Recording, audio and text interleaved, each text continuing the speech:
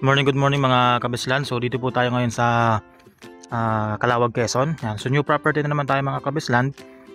So itong property po natin ngayon, hindi po siya tabi ng kalsada, no? So bali, yan po yung National Highway, yung may mga dumadaan dito. Ano po? Tapos bali dito po tayo pupunta, lalakad, ano? Yan. Yan po yung pathway na dadaanan. Yan, so papunta doon sa property. Yan, so tingnan po natin, ano? Ilalagay ko po mamaya kung ilang oras o ilang minuto kami naglakad papunta doon sa property. So bali ito na po mga kabislan yung property. Yan, ano. So meron po siyang ganito. Ito po ay parang ano siya, parang drainage, ano po. So palibot po niyan yung property, ano. Yan, ito po siya. So meron siyang kubo, ano po, old house. Pwede nyo i-renovate, pwede naman ninyong gibahin. So may mga tanim din po siyang ano, nyug na maliliit pa. Yan po siya, no? Dami. So ito po ay almost nasa, more or less nasa 100 na puno daw po ito ng nyug totally. So lahat na po yun, ano, may yung mga bagong tanim saka yung malalaki. So ito po mga kabislan ay may fish pond po ito, no? Fish pond talaga siya. Kaya ganito po yung structure ng lupa niya. Yan, ito po yung bahay.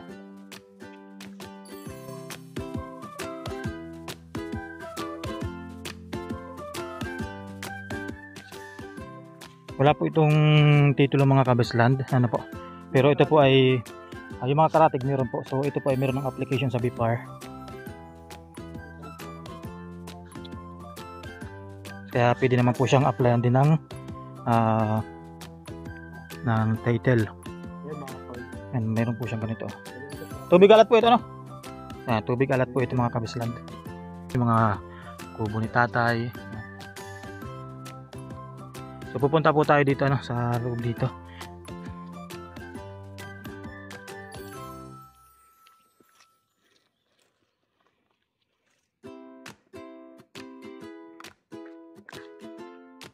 Ano pala, hindi ako nakabidyo. So yan po yung ano niya. So kasama po yan ng property, tapos ito po yung land niya. Hindi ko land ko. Yan. Po siya. Yan, kasama yung mga nyug po yan. Kasama po yan dito sa property mga kabisland. So ito naman po ay halos pantayan naman po siya mga kabisland. Medyo masuka lang po talaga sa ngayon. Kita naman po ninyo.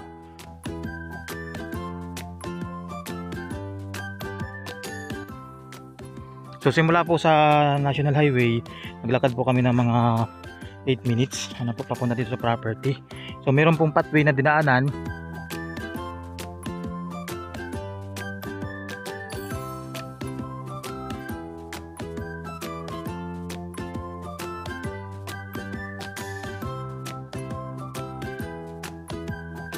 Pero pasok naman po ang motor kasi pathway naman po yun, ano.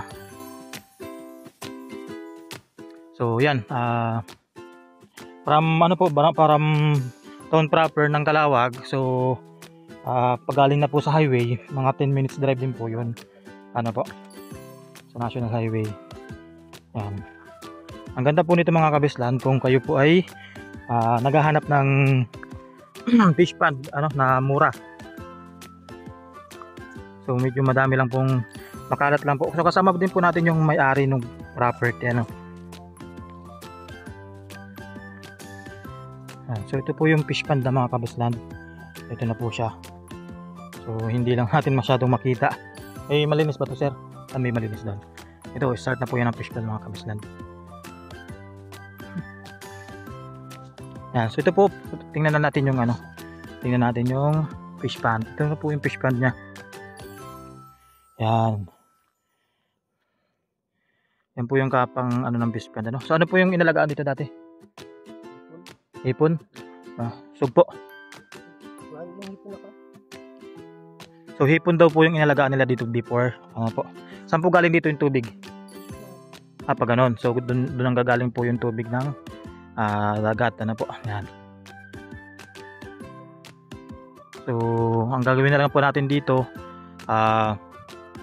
iwalan po kayo ng balsa para maikot din po yung fish pond diyan sa ano, sa tubig. Yan po. Sa ngayon kasi wala pa. Ito mong kabila hindi na to. Opo. So hindi na po kasama itong fish pond dito, ano. So bali ito po ay magkakatabing mga fish pond din mga kabisland. Kaya ang kagandahan naman doon, kung first timer kayo sa pagpi-fish pond, yan, so pwede naman kayo magpaturo dun sa seller natin and dito sa mga katabi. Yan. Lawak din po ng fish pond dito. Ito po yung malaking parang ano siya, pilapil. Dinadaanan po natin. So medyo masuka lang po talaga.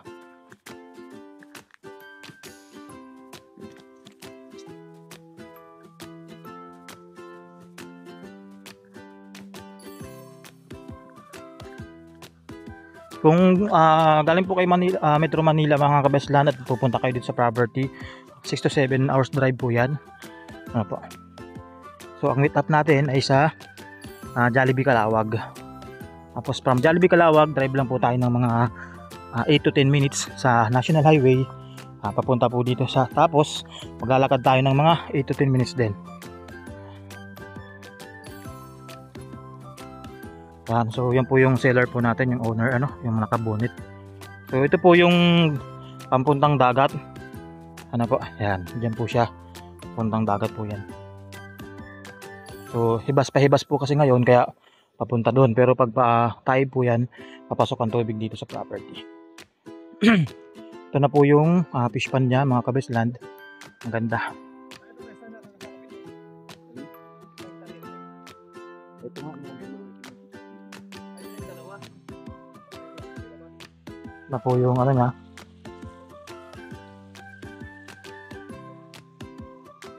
Yan. Ang laki po nito mga kabisland, ang ganda. So, bali isang pitak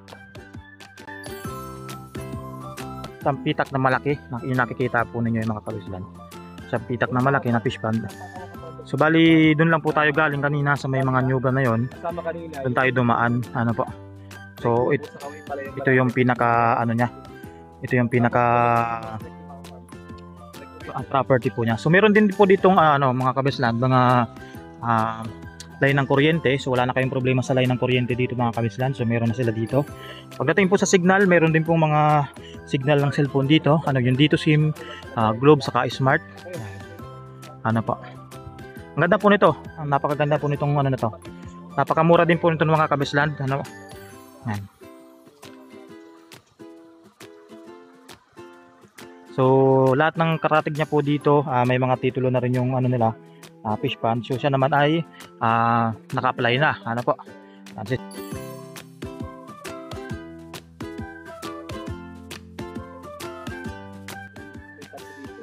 So nandoon po yung property nila, ano na sa unahan po nito.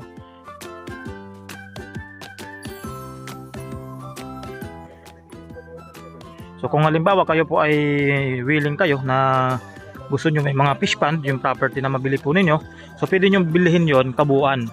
Mga 5.9 hectares daw po yun pag bibili niya. At ang maganda po doon, mura na. Ano pwede nga dito? Yan, so bali ito po mga kabisland yung isang property po nung seller natin nung sa fish pond, ano. Yan, kasama po ito. Yan. Ito po siya. Kasama po yan ito. Ano po. So lahat po, ito maganda po dito yung pwesto mga kabisland. Medyo maaliwalas. Medyo malinis-linis kasi ito. Yan, ito po siya. Ito po ay 5.9 hectares kasama na yung isang fish pond na ano. So ito po ay kung tutuusin, ito po ay mga nasa almost nasa 3.9 hectares. So may bangus po ito ngayon dito. Yan, so may linya po ng kuryente oh. Yan, may linya po ng kuryente. Yan, may mga nyog, ano po, may flatland na ganun.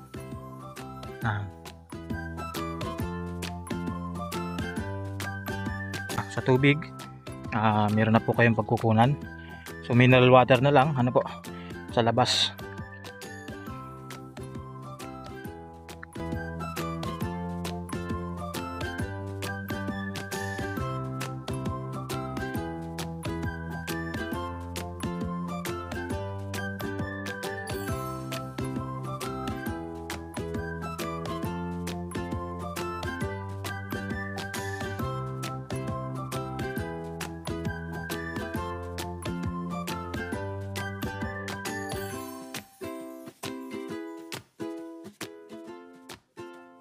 So nasa 300 plus daw po yung nyug dito.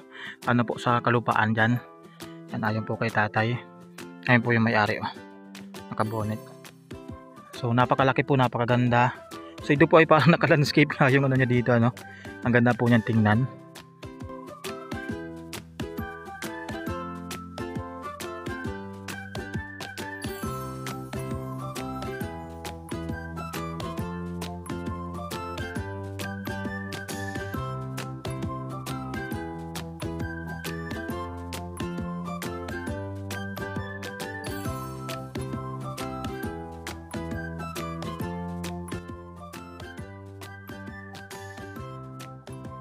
Napakalawak po nito mga kabisland.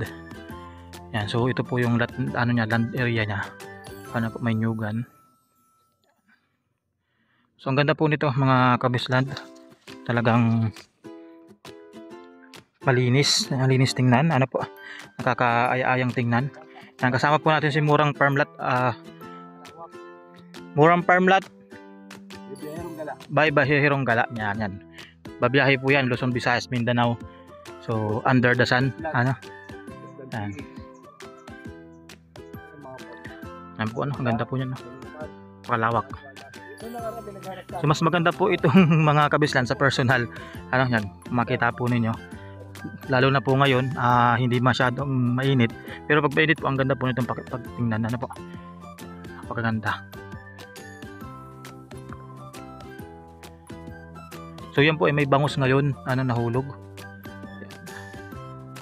So ngayon po ay naghahanap ng property na fish pond, ano po, na magandang tambayan, ano po, at the same time ay pwede yung pagkakitaan, business, ano, so pwede nyo po itong i-consider. So bonus na lang kasi yung isang property po doon, ano po, pag binili po ninyo ng pangkalahatan. Yan. Pero pag yun lang po ang bibili nyo, yung isang property na pinakita po natin dati, yun, pwede rin naman po. Meron daw po itong nursery pond, ano mga kabislan. Nursery ano? Pond.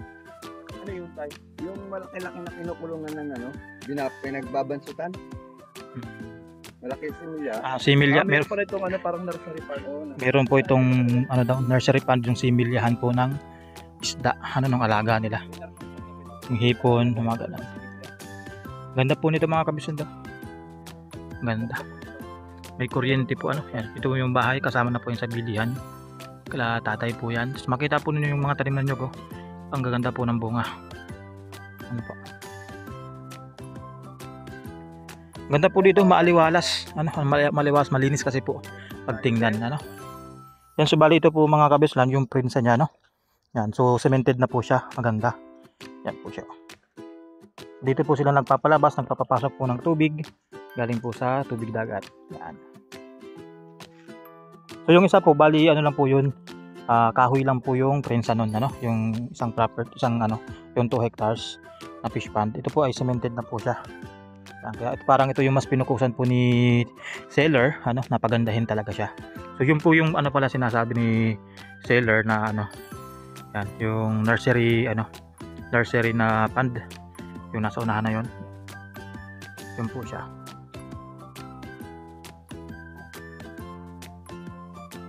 Napakaganda dito mga kabislan, pwede kayo ditong gumawa ng ano, ng duyan, ano, yan, sarap. Habang nagkakape ng organic corn coffee.